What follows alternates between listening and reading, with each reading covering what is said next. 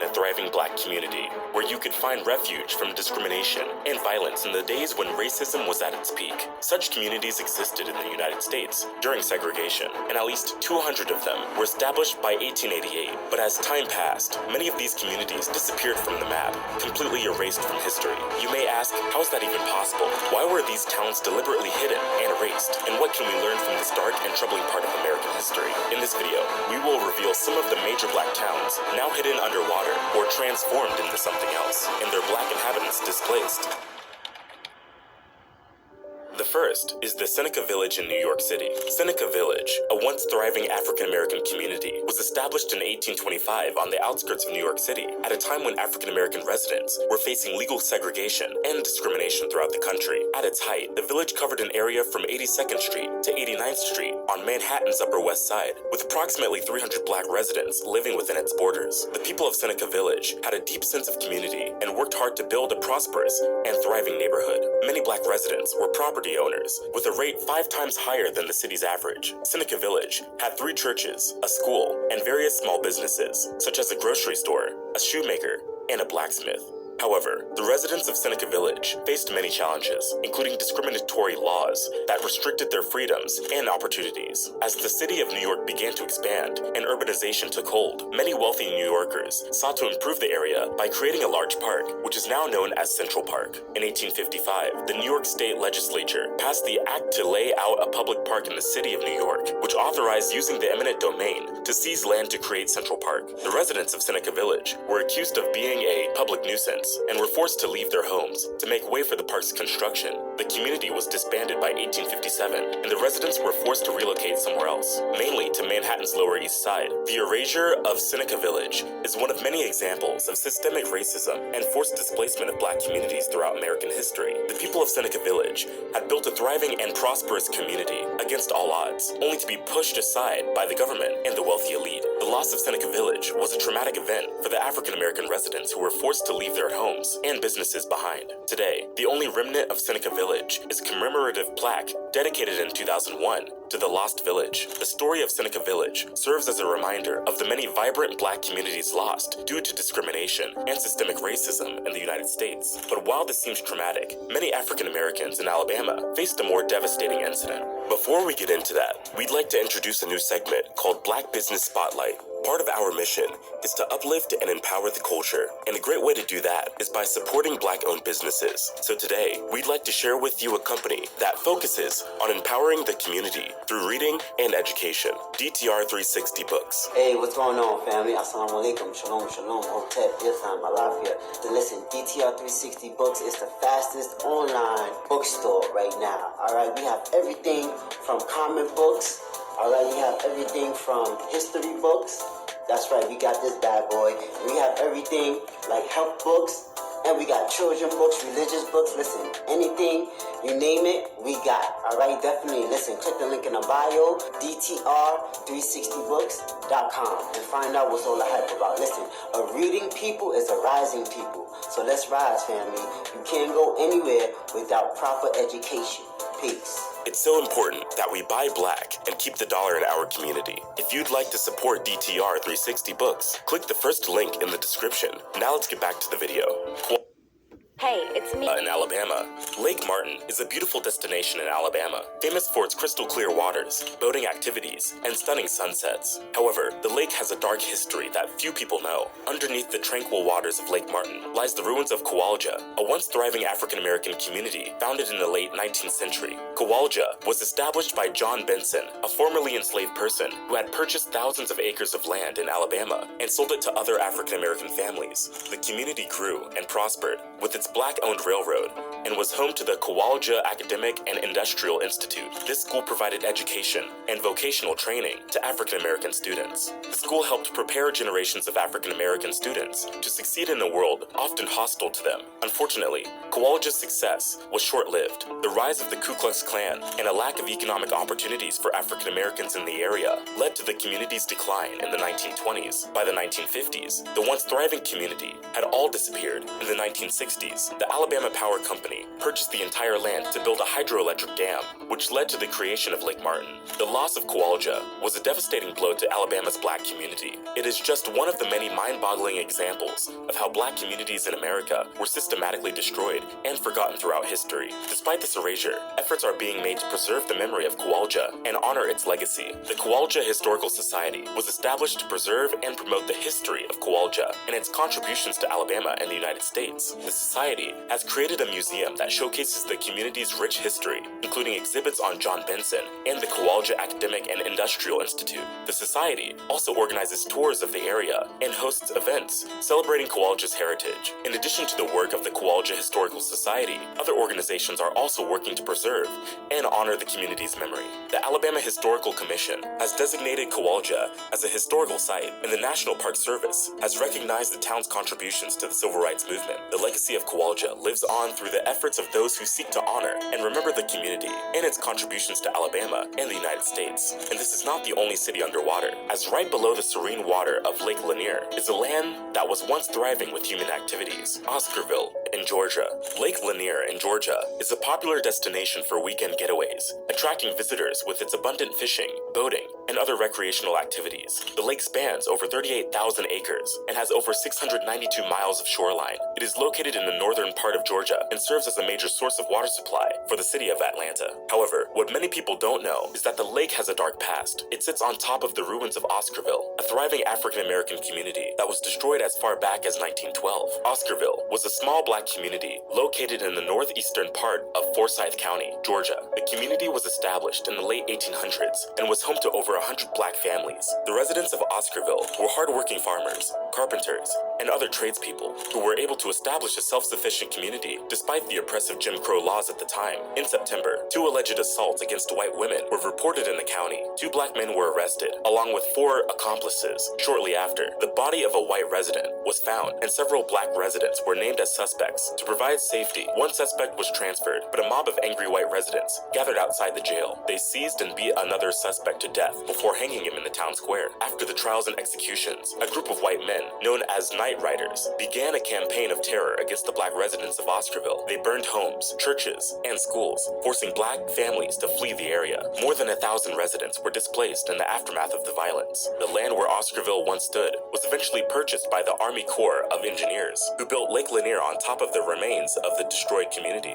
The construction of the lake began in the 1950s and was completed in the 1960s. The lake is now a popular destination for recreation and serves as a major source of hydroelectric power for the region. Today, there are reports of eerie occurrences and ghost sightings around the lake, adding to its already haunting history. Many visitors to the lake have reported seeing strange lights, hearing ghostly voices, and feeling a sense of unease in certain areas. Some believe that the ghosts of the former residents of Oscarville are still present at the lake, haunting the place where their homes and communities once stood. The story of Oscarville and its destruction is a horrifying example of the violence and depression encountered in African American communities throughout American history. However, efforts are being made to preserve the memory of Oscarville and honor the lives of those who were lost. The Black Student Union at the University of North Georgia has created a scholarship in the memory of the victims of the Oscarville lynching, and there are ongoing efforts to uncover more information about the community and its history. In recent years, there has been a renewed interest in the history of Oscarville and other similar communities in the South. Organizations like the Georgia Trust for Historic Preservation have worked to document the history of black communities in Georgia and advocate for their preservation. The Forsyth County Historical Society has also taken steps to recognize the history of Oscarville and other lost communities in the area. Despite the efforts to preserve the memory of Oscarville, the community's history remains largely unknown to the general public. Many visitors to Lake Lanier are unaware of the story beneath the water's surface, but it doesn't end here.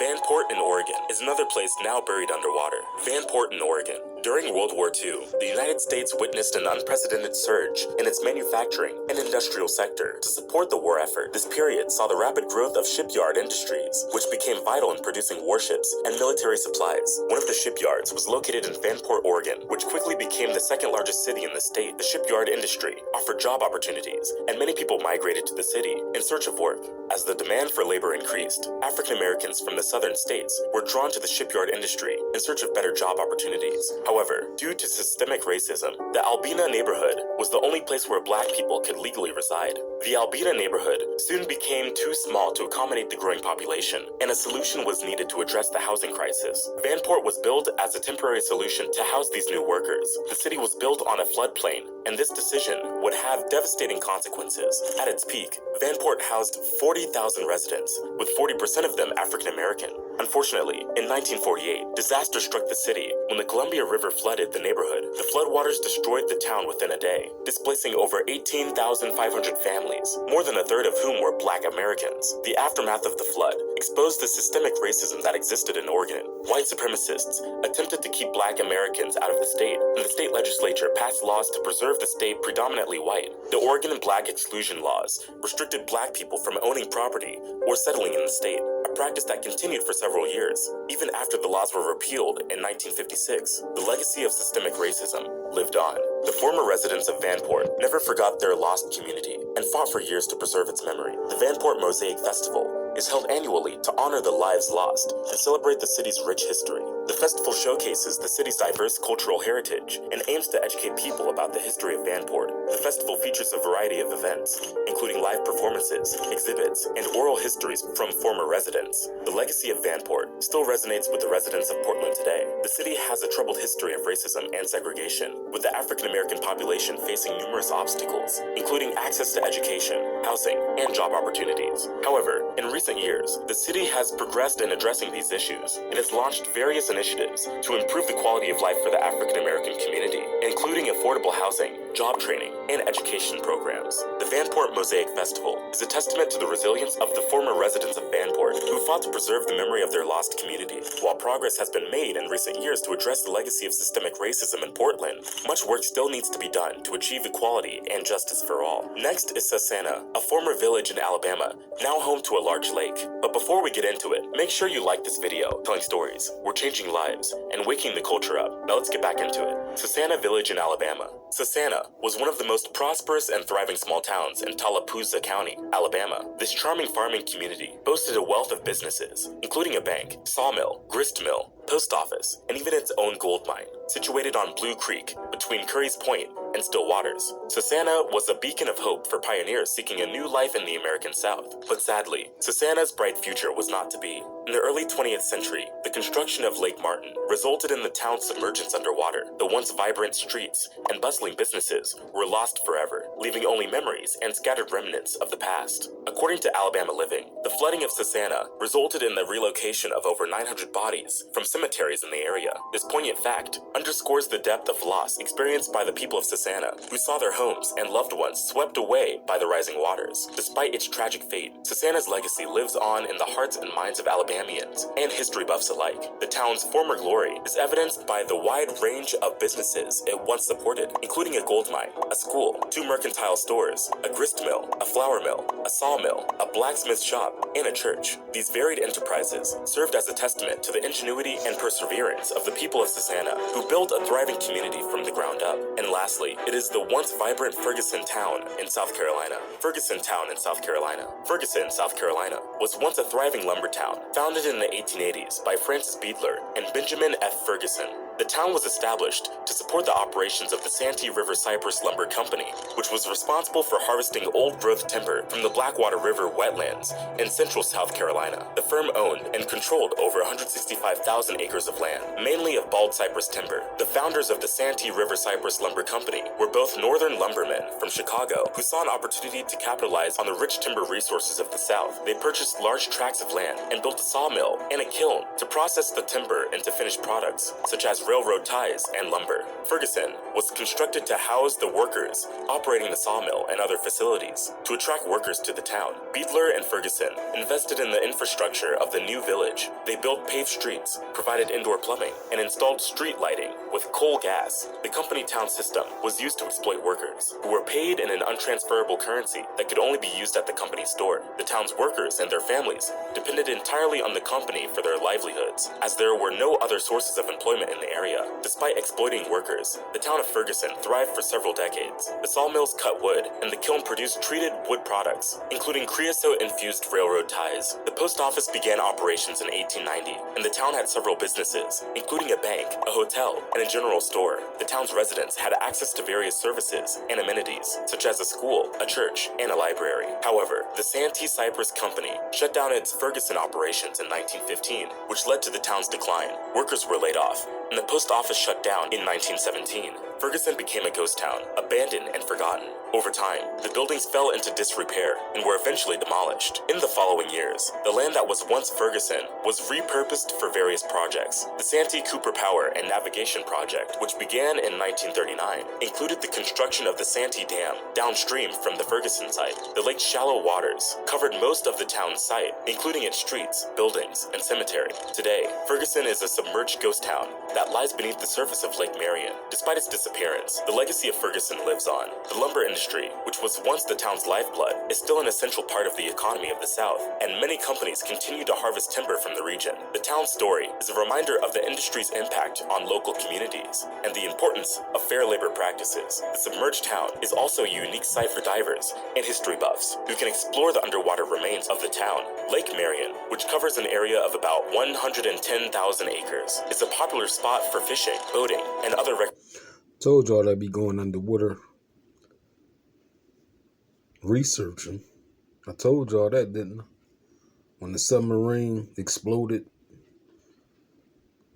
the scientists traveling undersea to record history.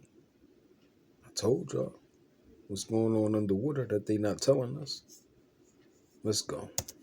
recreational activities. The lake is home to various fish species, including largemouth, bass, catfish, and crappie. There are also several campgrounds, picnic areas, and hiking trails around the lake. The lake's proximity to several major cities in South Carolina makes it a popular weekend getaway destination. This video is crazy, but there's so much more history that they don't want you to learn about. The video on the screen is an interesting story that will open your eyes and change your perspective on life. Click on it now to watch.